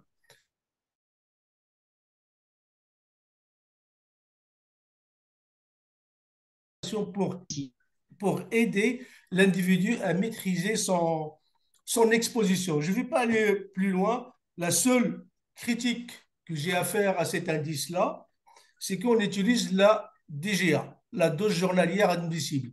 Et c'est une dose, c'est un facteur de toxicologie par ingestion. Idéalement, ça aurait été fait, ça aurait été bien si on avait un facteur de toxicologie spécifique à l'inhalation. Or, malheureusement, à l'heure actuelle, il n'y a pas encore de facteur lié à l'inhalation et qui peut être accessible pour toutes les substances actives. Un dernier point, et j'arrête là. Donc, tout à l'heure, je vous ai dit, c'est un indice qui est calculé en déféré. Néanmoins, lorsqu'on peut avoir un historique de cet indice-là, ça veut dire derrière, on peut le modéliser. Au lieu qu'on aille modéliser l'ensemble des substances, on va modéliser cet indice-là et on peut le réespatialiser en utilisant les données des SAU et les données de Corinne Landcover. Et j'arrête là, Dominique, pour laisser le temps à Jérôme pour la disponibilité. Merci à vous. Eh bien, merci beaucoup, Abderrazak. Eh bien, Jérôme, tu as 5 minutes. Super. Donc j'enchaîne sur l'indice pollinique. Donc, ces dernières années, on a travaillé parce qu'il y avait un besoin d'informer auprès de la population par anticipation des épisodes, des événements, on va dire, de forte concentration en certains taxons.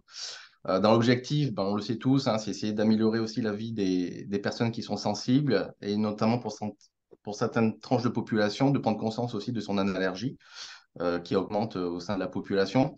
Et donc, à travers ça, c'est aussi d'informer par anticipation les événements polliniques tout en diffusant donc une information qui soit spatialisée et localisée à tout point du territoire. À l'heure actuelle, il y a des mesures qui sont faites à certains endroits du territoire, mais là, l'idée, c'est vraiment de transmettre cette information-là sur vraiment tous les territoires de notre région centre, déjà dans un premier temps. Et cette communication donc, se fait donc, très localement et notamment en transmettre aussi la nature des pollens et aussi les niveaux d'intensité en fait, de pollinisation. Et donc, c'est à travers de cet esprit-là qu'il y a le projet Interpollen donc, qui a vu le jour, avec donc, de nombreux ASCA qui adhèrent de plus en plus donc, au projet, et dans l'idée de créer une modélisation et donc une prévision des pollens. Donc, pour pouvoir transmettre cette information-là, il a fallu qu'on travaille sur un indice qui est parlant, dans le but de pouvoir synthétiser l'information. Et donc, on a travaillé sur un indice pollinique en s'inspirant notamment des travaux qui ont été faits par l'Académie européenne d'allergie et d'immunologie, qui présentaient donc différents seuils on va dire, de concentration pour chacun des taxons. Donc là, à l'heure actuelle, il y a 5 taxons qui sont pris en compte. Donc, on va dire c'est les principaux taxons aussi qui sont les plus allergisants. On trouve l'ambroisie, l'armoise, le goulot, l'aulne et les graminées. Donc, à l'heure actuelle, on fait de la prévision à l'échelle de la commune, donc au même titre que l'indice Atmo, hein, on diffuse à la commune. Et donc, pour trois échéances, pour aujourd'hui, pour demain et après-demain. Et on commence donc la saison pollinique. Donc là, nous, on vient de relancer la prévision des pollens il y a quelques jours cette semaine. Et en général, c'est de février à octobre, voire jusqu'à mi-novembre. Il a été construit en s'inspirant donc de l'indice Atmo. Donc, on retrouve, on va dire, les échelles de couleurs. Hein, c'est pour regarder aussi cette cohérence avec l'indice Atmo et aussi les classes d'indices, donc de très faible à extrêmement fort. Et donc, l'espèce qui présente la concentration la plus élevée sera donc responsable de l'indice ou les espèces responsables de l'indice. Donc, pour pouvoir effectuer cette prévision quotidienne, quand on diffuse quotidiennement ces informations-là, donc on a à disposition à l'égère donc un outil qui s'appelle Valcarm pour la validation des cartographies de modélisation, qu'on a réadapté en intégrant donc les prévisions des pollens. Et donc, tous les matins, les équipes de prévisionnistes de l'IGER donc expertisent les prévisions et procèdent à la validation et donc ensuite à la diffusion donc pour les 3 échéances. Donc, comme j'ai dit tout à l'heure, l'importance de diffuser ces informations est cruciale auprès de la population. Hein. C'est dans cet esprit d'anticipation des événements polliniques. Et donc là, à l'heure actuelle, on diffuse essentiellement à travers notre site Internet. Donc, on a un onglet spécifique sur notre un site Internet où la population, les citoyens peuvent aller voir les prévisions des pollens. Et l'année dernière, on a été donc pas mal sollicité par les médias où il a fallu que donc on intervienne et ça ouvre donc une fenêtre médiatique assez intéressante et notamment en termes de communication auprès de la population. Donc, on a mis aussi à disposition une plaquette en fait spécifique, donc qui est gratuite, qui est ouverte à tout le monde et où les citoyens peuvent s'abonner en fait à ce service-là. Donc, ça s'appelle Sentinelle Pollen, à travers lequel, lorsqu'on va prévoir un indice fort en indice pollinique, ils vont recevoir un SMS d'alerte en fait pour prévenir et pour anticiper donc cet événement. On diffuse également ces informations-là à travers de flux, hein, à travers notre open data, qui sont ouverts aussi aux collectivités, qui peuvent ensuite relayer les informations auprès de leurs administrés, en fait, à travers des panneaux d'affichage ou de panneaux à messages variables. Et donc, le but, c'est vraiment d'atteindre le citoyen et qu'il soit au courant donc on va dire le plus rapidement possible. À travers ça, donc, ça permet de stocker de la donnée et de pouvoir faire des bilans aussi et des synthèses donc, à l'échelle des communes. Et on diffuse à l'heure actuelle l'ensemble de ces synthèses à travers notre plateforme intercalaire où les communes, les collectivités peuvent aller voir les informations sur leur territoire qui les concernent. Donc, ils peuvent trouver une multitude de graphiques, de cartographies, etc., qui permettent d'expertiser donc, leur territoire au niveau des pollens. Et enfin, j'en terminerai là. Donc, nous, le fait d'avoir un indice qui intègre plusieurs sources de pollution est super intéressante. Donc, nous, on adhère complètement à la vision d'Atmos Sud et de Hauts-de-France là-dessus. Hein. Donc, et dans cet esprit-là, donc, en copie interpollen de cette semaine, donc, il a été validé de pouvoir intégrer la qualité de l'air et cet indice pollinique pour mieux communiquer auprès de la population. Voilà, j'espère que j'ai été pas trop long. Bien, écoute, ça a été très précis, très clair. Merci beaucoup, Jérôme. J'en viens maintenant à la séquence des questions ou des remarques. Donc, toujours le même principe. Hein, je vous laisse lever la main à distance. et on vous ouvrira le micro. Je vois qu'il n'y a pas beaucoup de monde qui se bouscule. Euh, Moi, ce que peut-être je peux dire en rebond, tu as abordé un point qui me paraît important, Jérôme, tu as évoqué les flux. C'est vrai que l'information dédiée à la qualité de l'air ou au pollen, le premier rôle des ASCA, c'est évidemment de le diffuser, de le mettre en forme et quelque part de proposer un service qui permette à chacun de s'en saisir dans l'esprit de ce qu'a parfaitement développé Jacques, hein, donc, à la fois se préserver, mais aussi potentiellement faire des études. On a aujourd'hui une agrégation de ces données qui est réalisée par Atmo France avec Atmo Data. Peut-être qu'un jour, on fera remonter, non pas l'indice Atmo, mais cette nouvelle forme d'indice. Hein, ça, c'est la discussion qui est en cours. Mais ce qui me paraît important quand même derrière ce sujet, c'est que la mise à disposition de ces flux, c'est alimenter les services numériques qui sont portés par d'autres acteurs. Et une des ambitions évidemment importantes d'une information agrégée comme celle-là, c'est de permettre d'ajouter finalement une couche de plus aux services qui sont proposés. J'ai envie de dire que le service, il est augmenté de la qualité de l'air en quelque sorte. Et c'est là que la puissance est réelle, parce que quand on a une application qui est destinée au sport, par exemple à la santé ou au choix de son habitation, évidemment, si on a de façon native l'information qui arrive de façon claire et agrégée, on a gagné. Et là, on n'est plus du tout sur les mêmes publics, puisqu'on ne s'intéresse pas à des populations qui sont déjà sensibilisées, qui viennent sur les sites des ASCA ou qui vont chercher ces flux. Mais en fait, on vient dans notre vie quotidienne avec une information qui est a priori une plus-value. Alors, je ne vois toujours pas de main levée. Alexandre Amango Si et j'avais Jacques levé la main, mais prendra je la ne vois parole pas. également, et Pierre-Charles. Donc, Alexandre, si tu veux bien prendre la parole, on a dû t'ouvrir le micro. Oui, merci. Je ne sais pas si vous m'entendez. Oui, oui, très bien. Très bien. Bonjour à tous. Merci pour les présentations extrêmement claires. J'avais une question sur effectivement, quand est-ce que l'ICARE sera appliqué sur toute la France? Et la même question sur toute l'Europe. Voilà. En fait, ma question, elle est lorsqu'on arrive avec un indice, ce qui est important, c'est aussi effectivement de le faire savoir cet indice. Et ce qui est important, c'est que tout le monde l'applique de la même façon, quoi. Quand- où est-ce qu'on en est là-dessus? C'est plus une question politique qu'une question scientifique, j'en suis conscient. Mais comment on avance maintenant? Quelle est la deuxième étape? Voilà. Merci Alexandre. Ça nous permet de prendre conscience qu'on ne communique pas toujours très bien en interne. Mais en tout cas, un des points sur lequel il y a un accord très important, c'est que avec un indice, on peut pas avoir son indice tout seul dans son coin.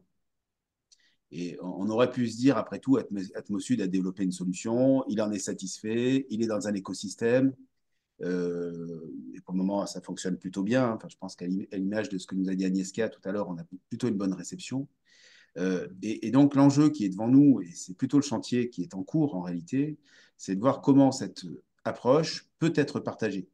Parce que l'objectif, c'est bien sûr, comme tu viens de le décrire, à la fois au niveau national, mais aussi au niveau européen, de pousser une nouvelle méthodologie qui nous paraît la plus pertinente, qui sera sans doute amendée. Hein. Je pense qu'il y a encore du travail sans doute à faire sur ce sujet. On ne dit pas qu'il est complètement abouti, mais en tout cas, c'est un enjeu véritable. Et donc, à cet effet, et via notre fédération Atmo France, on a pu intégrer le groupe de travail de l'Agence européenne de l'environnement, donc qui est en charge en fait de réviser l'indice européen. Donc Atmos, c'est pour la France, c'est une déclinaison de l'indice européen.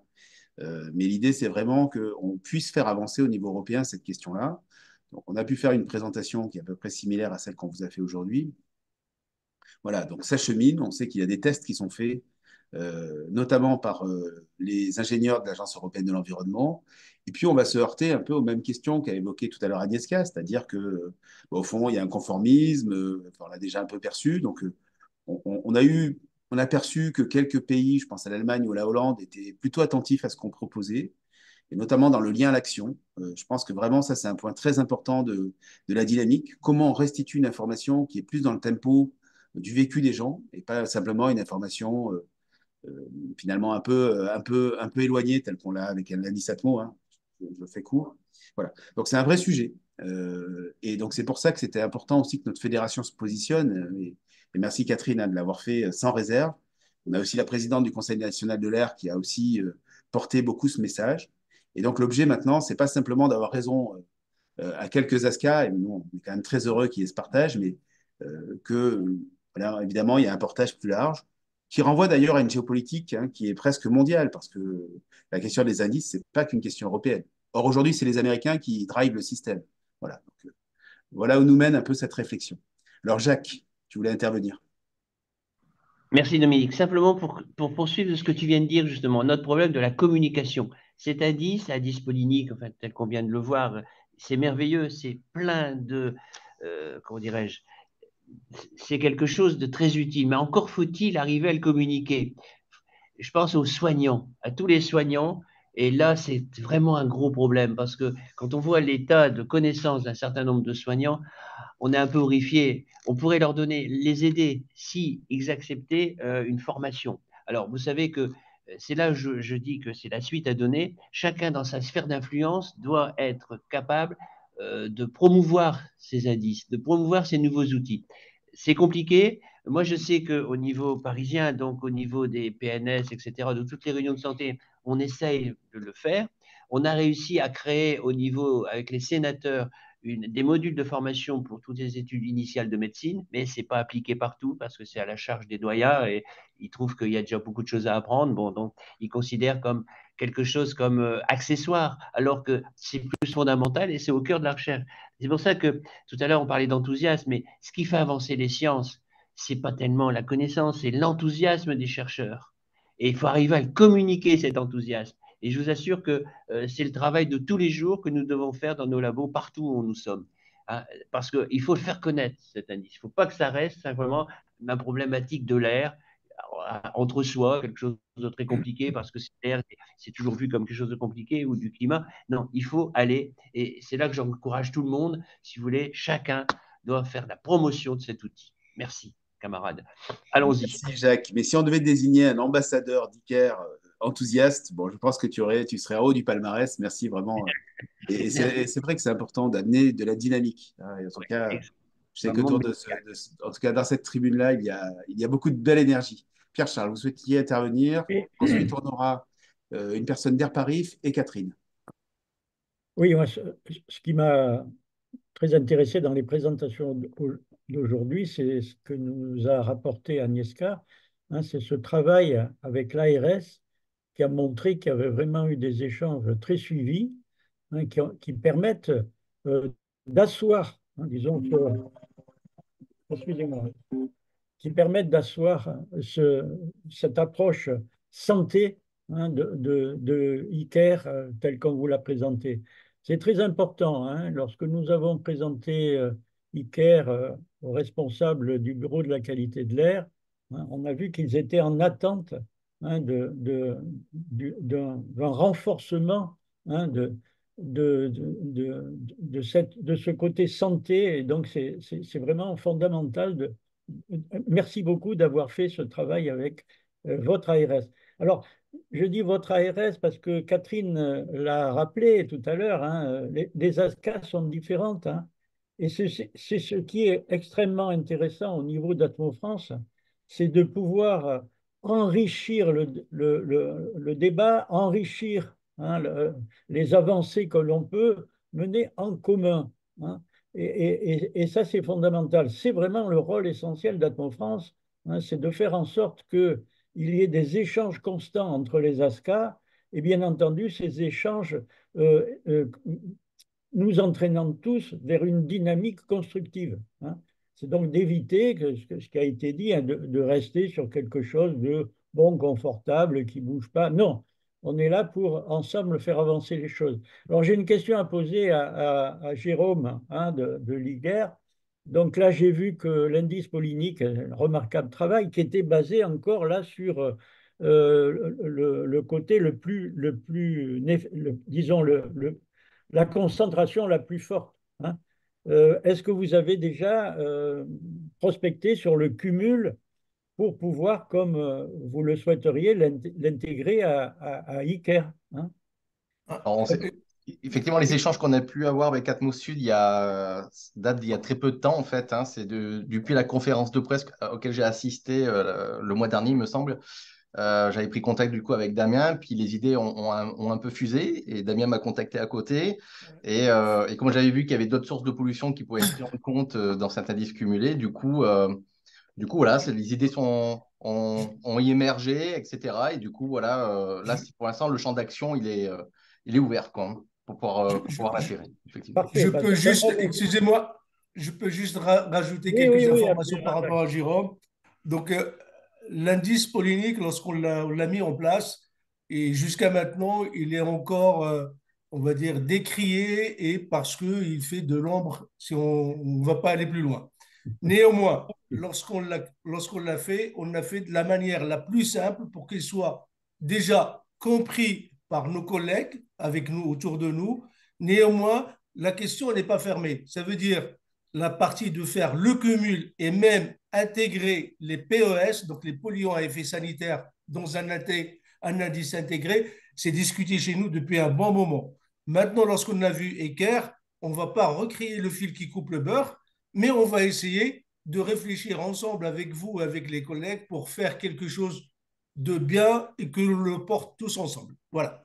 Bravo, merci. Bon, je pense qu'au palmarès des enthousiasmes pour l'IGER, c'est pas mal non plus. Merci.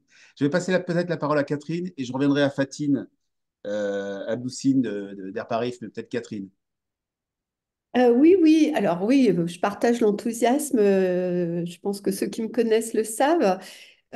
Pour répondre à la question sur la généralisation et quand est-ce que ça serait appliqué au niveau européen, c'est pour repréciser que on est dans une organisation de type fédéraliste, hein, que les initiatives qui émanent des territoires montrent bien cette diversité, hein, Pierre-Charles l'a souligné, et que du coup, c'est une étape là qu'on est en train de consolider.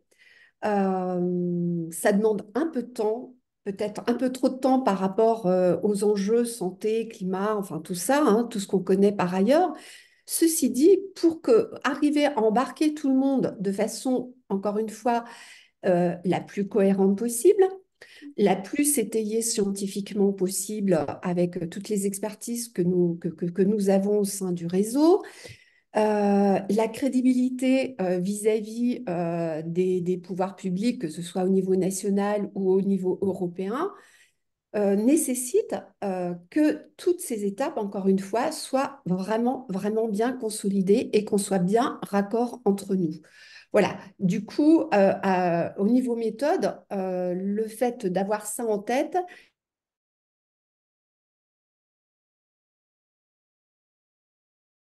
mais en même temps asseoir le sérieux de la démarche, parce qu'au final, c'est bien comment dire, la pertinence de ces nouveaux outils que nous construisons qui est en jeu. Donc, ne pas se rater à chaque étape, et le rôle du collectif de ce point de vue-là est hyper important. Dire aussi que nous, en même temps, nous avons une base suffisamment solide, puisqu'à l'initiative d'Atmo Sud, il y a eu l'organisation d'une conférence de presse au mois de janvier pour présenter ces travaux, pour présenter le nouvel indice. Cette conférence de presse a intéressé quand même pas mal de médias. Pour ma part, on reste encore un petit peu dans un environnement de spécialistes au sens noble du terme, et nous avons quand même vocation aussi à travailler tout le volet grand public, et ça, mais pas que pour l'indice ICARE, hein, pour l'ensemble de la problématique qualité de l'air. Et pour le coup, c'est aussi un travail que nous portons à Atmo France en lien avec l'ensemble des ASCA. Euh, voilà ce que je voulais préciser par rapport à cette Merci. question. Merci beaucoup, Catherine. Alors, j'avais une main levée, mais qui a été baissée. Alors, parfois, avec les outils, ça peut être un peu défaillant. Fatine Abdoussi d'Air Paris, tu avais Euh, demandé la parole. Je ne sais pas si... oui, Oui. Oui, bonjour. Merci beaucoup pour la présentation. Alors, je posais des questions bien plus pratiques et techniques que les dernières interventions. Euh, Comme je vois que c'est déjà déployé enfin, déjà déployé de façon opérationnelle à Atmosud, j'aurais une question assez pratique. Comme il n'y a pas de correspondance entre les seuils, enfin, pas de correspondance directe entre les seuils de la procédure, des procédures d'information et recommandations et de ce que ça peut afficher au niveau des cartes.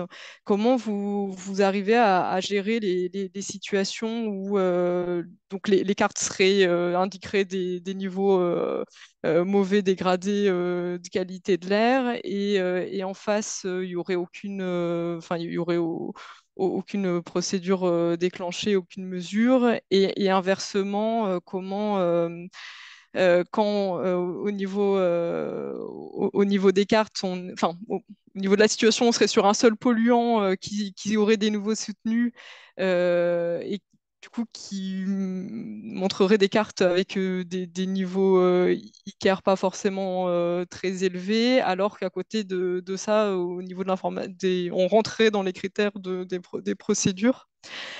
Voilà, je pose aussi la question par rapport au décalage actuel qu'on a aussi sur l'indice Atmo et donc les outils qui avancent et qui veulent montrer plus des éléments plus précis. Et à côté, on est rattrapé par des questions de communication ou d'incompréhension. Est-ce que ça vous est arrivé et comment vous arrivez à gérer ça? Et après, j'avais une autre question, enfin aussi technique. Nous, on serait assez intéressés par les échanges qu'il y a pu avoir au niveau de cet indice avec le monde de la santé. Euh, les rendus des cartes sont intéressants et donc il y a des hypothèses sur ces hypothèses de somme. On voit que donc on met au même niveau des expositions moyennes à trois polluants qui seraient au même niveau que des niveaux soutenus pour un polluant. Et donc je voulais savoir si il y avait eu des échanges par rapport à avec le monde de la santé pour savoir si au niveau du cumul, on avait cet effet-là sur la santé, et si c'était valable pour tous les polluants. Bien, merci beaucoup, Fatine. Je vais laisser peut-être la parole à Damien sur les points peut-être plus précis. Ce que je note, c'est que la première question, en fait, le ministère nous a posé presque la même. Donc, c'est un point qu'il faut vraiment, sur lequel il faut qu'on ait une analyse précise de la question. Alors, notre réponse, elle a été finalement assez simple. Ça a été de dire que la situation que tu as décrite, elle existe déjà, parce qu'en fait, aujourd'hui, on produit des cartes qui peuvent être toutes rouges avec les PM2,5 et il n'y a pas de procédure d'information. Donc, j'ai envie de dire que cette question, au moins, sans doute de façon transitoire, elle existe. Et notre analyse, c'est que le bénéfice que l'on apporte sur l'état de l'air avec une approche cumulée versus l'approche par le maximum, hein, parce que c'est ça qui est en débat, sauf si on avait une formule différente. Et après tout, pourquoi pas. Enfin, en tout cas, nous, on a essayé de rester dans une solution simple et sans commune mesure. Et que la correspondance entre une procédure d'information ou d'alerte et une carte qui le reflèterait, en fait, vient non pas du cumul, mais vient de chaque polluant. Et en fait, c'est déjà la situation qu'on a en réalité quand on l'approche par le max. Donc, oui, on a cette synthèse à faire, mais on considère qu'aujourd'hui, c'est celle qui, le meilleur compromis en quelque sorte, ça reste quand même, ça resterait le cumul. Même si, encore une fois, je pense qu'il y a encore du travail à faire et que ce point-là peut être ajusté. Damien, peut-être sur les autres éléments, sur le lien peut-être à l'action locale, parce que ça renvoie peut-être à cette question, et puis euh, justement cette frontière entre la réponse santé et puis la restitution de l'atmosphère. Là aussi, on a des barrières. Oui, alors juste sur l'action locale, nous effectivement c'était parti aussi de discussions qu'on avait avec les collectivités où finalement quand on avait un indice ATMO, ben, on avait une information qui était à l'échelle de la commune et ben, quand ils avaient des actions où ils allaient piétoniser un territoire, quand ils allaient construire un parc, etc., ben, ils pouvaient pas refléter du coup cette information et notamment nous avec les épisodes photochimiques qu'on avait durant les périodes estivales, et même avec la manière dont est construit aujourd'hui l'indice ATMO, hein, c'est que de toute façon l'ozone 90% du temps qui donne l'indice. Donc finalement, on avait quelque chose qui était homogène et qui correspondait pas du tout justement ce qui a été mis en place sur les territoires.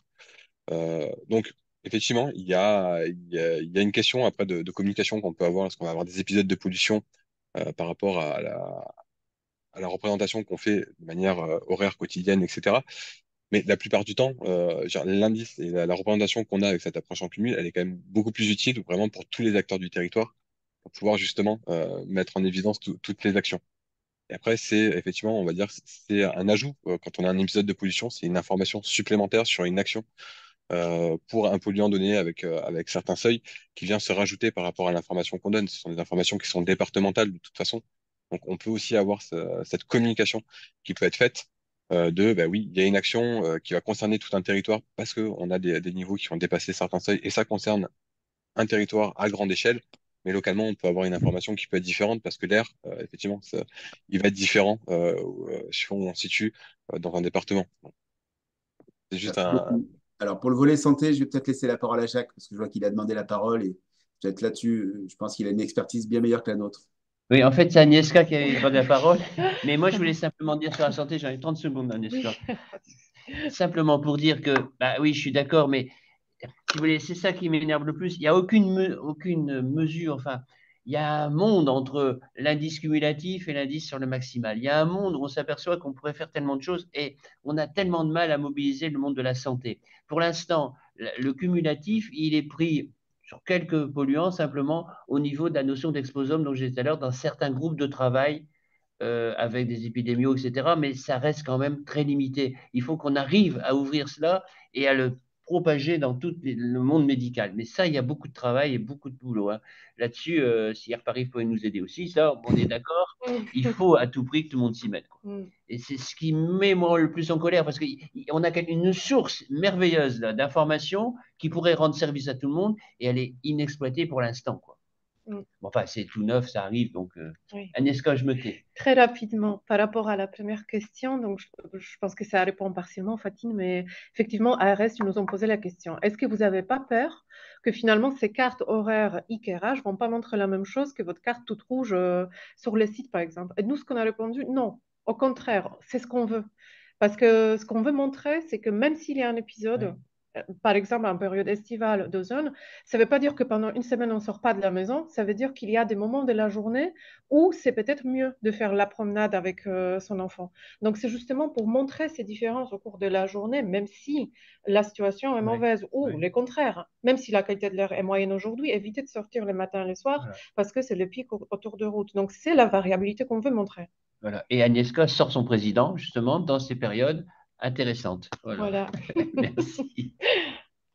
Merci Agnieszka, mais je partage à 1000% ce que tu viens de dire, c'est très important.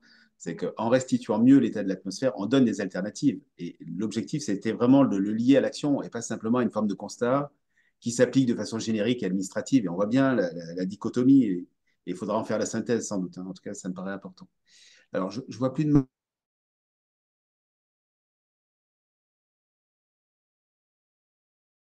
fera quelques tests parce on serait très heureux de collaborer aussi sur cette question.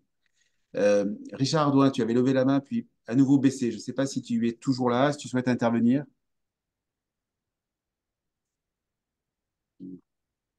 Bien. D'accord, très bien. Bon, donc il a dû s'absenter. Alors, comme il est 12h34 et qu'on a un petit peu débordé. Ah, Richard, voilà, très bien. Je croyais que tu étais parti. Oui, bonjour, Richard Antoine, donc président de France Nature Environnement Bouches-du-Rhône et du collectif Intelligence Environnement. Moi, je suis très, très intéressé que cet outil puisse arriver à donner un outil d'action aux professionnels de la santé, aux chercheurs de la santé. Là, parce que c'est vraiment, nous, on a l'impression que lorsque chaque fois que sort un problème de pollution grave, ben, les professionnels de santé sont un peu démunis. Donc là, je pense qu'avec cet outil, ça leur permettra peut-être de mieux pouvoir appréhender le détail et la pathologie de chaque vecteur de pollution. Voilà, je trouve ça très intéressant, que ça ouvre un champ d'action aux professionnels de la santé. Eh bien, merci. Et on avait une dernière question peut-être avant de conclure via le chat. Alors, je ne la vois plus. mais qui concernait le périmètre, au fond, de ce que pourrait intégrer cet indice cumulé et ce qu'il intègre déjà. Donc ça, c'est une vraie question pour Damien. Donc, qu'est-ce qu'il intègre aujourd'hui et quels sont les potentiels, au fond, que ça ouvre pour restituer des polluants industriels, des pollutions agricoles, des pollens, de l'ammoniac. Je l'ai à nouveau sous les yeux, vous l'avez sans doute également. Donc, comment est-ce qu'on voit cette question? Oui, alors c'était un des éléments de la présentation. Et effectivement, on disait qu'aujourd'hui, on avait les particules fines, NO2 et ozone. Finalement, c'était principalement ça sert de la combustion. Pour la plupart des territoires, ça va être l'automobile. On va avoir les particules fines. En hiver, ça va être principalement la combustion du bois de chauffage et l'ozone, principalement la photochimie. Euh, c'est finalement les polluants qui aujourd'hui constituent l'indice Atmo, qu'on a traduit de manière différente. Et nous, vraiment, les travaux qui sont en cours, c'est justement d'aller pouvoir travailler ces questions de pollution additionnelle. La question des sources industrielles, ça, ce sont des travaux qui sont en cours. C'est pas encore opérationnel chez nous, mais c'est des travaux qui sont en cours et qu'on est en train de mener pour pouvoir justement aller venir avec des traceurs spécifiques de ces pollutions. Alors quand on parle industrie, finalement, il n'y a pas un traceur de l'industrie parce que finalement chaque site va avoir aussi des spécificités. Donc c'est de pouvoir justement mener correctement ce travail-là, mais de pouvoir venir ajouter cette question-là de l'industrie. Nous, c'est vrai que sur notre territoire, l'agriculture, on a moins d'enjeux que sur d'autres territoires. Et donc, c'était tout l'intérêt de l'échange qu'on avait avec Jérôme, de pouvoir justement venir aller travailler cette question-là. Et finalement, après, ça va s'implémenter au fur et à mesure lorsqu'on va travailler avec les différents acteurs, avec les différents territoires, de pouvoir venir ajouter ces informations. Aujourd'hui, ce sont encore des tests que l'on mène. On essaye déjà de faire avancer les pensées, on va dire, sur une nouvelle approche, plutôt prendre du cumul que du maximum, et également avec une ouverture d'esprit pour pouvoir justement venir au fur et à mesure ajouter d'autres pollutions. Aujourd'hui, c'est pas le cas, mais on a des travaux qui sont en cours et on espère que on pourra du coup les partager, qu'il y aura un consensus déjà sur cette approche en cumul qui permettra de venir ajouter justement ces différentes sources de pollution. Si je propose à Abderrazak de poser ou de faire la dernière intervention et puis nous conclurons. Un petit peu dépassé l'horaire. Ok. Abdou. Merci Dominique. C'était juste pour savoir comment on peut travailler ensemble. Dans le sens où vous menez les travaux locaux, c'est très bien, et parce que vous avez la problématique locale qui permet pour que ça sorte. Et comment est-ce qu'il y a besoin ou est-ce qu'il n'y a pas intérêt de faire un petit groupe de travail au niveau national, qui peut être les ingénieurs pour pousser la réflexion encore plus loin, comment intégrer, comment améliorer s'il y a des choses à améliorer. Et le deuxième point, c'est intégrer aussi les équipes comme des autres ASCA qui rentrent dedans, qui vont rentrer dedans pour pouvoir utiliser votre retour d'expérience et anticiper toutes les questions ou les choses à ne pas faire en particulier. Voilà. Merci. Ben, quoi, c'est bien parce que ça donne une bonne ligne pour la conclusion. Donc, comme tu l'as remarqué, Abderrazak, en fait, nous, depuis quelques mois maintenant, on pousse l'idée du partage. Et donc, c'est vrai qu'on a été beaucoup focalisé sur l'Agence européenne de l'environnement parce que, comme on l'a évoqué au moment de la question d'Alexandre, c'est là que les choses vont un peu se décider. Si l'Agence européenne de l'environnement décide de partir sur le cumul, ça change un petit peu la donne parce qu'on a évidemment un indice de référence pour tous. Et après, on va discuter des virgules, ce qui n'est pas tout à fait la même chose. Donc, on a mis le paquet là-dessus. On a d'ailleurs traduit le dossier de presse qui avait été réalisé il y a un mois dans les différentes langues de chaque pays. Enfin, on a fait ce petit exercice avec ChatGPT, mais pour rendre accessible vraiment l'information. Euh, et donc, pour ce que tu viens de dire, ben, nous, on prend notre part, hein, et je pense que la fédération, alors Catherine a dû s'absenter, mais avec la fédération, je pense qu'on pourrait mettre en place quelque chose qui permette de favoriser encore les échanges. En tout cas, nous, Atmosud, on est vraiment disponible hein, pour discuter, et on sait qu'il y a des choses à travailler. Par exemple, tu as évoqué tout à l'heure les référentiels pour les pesticides. Évidemment, bon, pour les pesticides, on sait qu'on a très peu de référentiels d'inhalation. Là, de la même façon, quand on sort des champs réglementés, en réalité, on a des vrais sujets sur les valeurs toxicologiques de référence, quelles sont celles qu'on va prendre en compte, comment on va les appliquer. Et donc, on a des questions qui sont non pas de l'ordre de la science, toujours, mais des questions qui sont de l'ordre du conformisme. C'est finalement comment on se met d'accord pour travailler sur les mêmes bases, de la même façon à ce que l'indice reflète la même information. Et c'est au fond ce qui est un petit peu en jeu avec l'Agence européenne de l'environnement. Donc c'est très ouvert. Et j'en termine là en en vous remerciant vraiment de votre participation. On était une soixantaine aujourd'hui. On va continuer, je pense, de proposer des temps d'échange. Je pense que c'est important qu'on continue d'expliquer ce qu'on a essayé de faire et pourquoi ça s'applique, comme l'a dit Damien, de façon simple partout. Et évidemment, on est ouvert aussi à l'évolution. Ce qu'on a dit au ministère quand on l'a rencontré il y a une dizaine de jours avec Pierre-Charles Maria, on a une proposition, on ne dit pas que c'est la meilleure. Elle a été mise en place dans une région, elle a sans doute des points qui doivent évoluer, mais par contre, le principe du cumul nous semble être finalement une approche qui est compréhensible par tous. Et c'était aussi ça la ligne, parce que c'est vrai que quand on a commencé à travailler sur ces questions, on est parti sur des modèles qui étaient finalement complexes. Je crois qu'il faut avoir en tête que la simplicité, c'est ce qui rend finalement la possibilité de partage.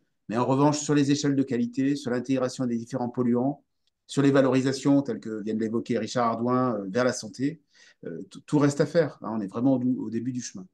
Donc merci beaucoup à tous et on vous souhaite une très bonne fin de journée, un bon week-end par avance et au plaisir de vous retrouver soit dans un prochain webinaire, soit dans nos différentes sessions. Merci à vous. Merci beaucoup. Au revoir. Merci, bonne journée. Au revoir. Merci, Dominique. Bonne journée à tout le monde. Bonne journée. Et portez-vous bien surtout, Avec le sourire. avec le sourire. Soyez enthousiastes, mais gais. Au revoir à tous. Au Au revoir tout le Au monde. revoir. Au revoir.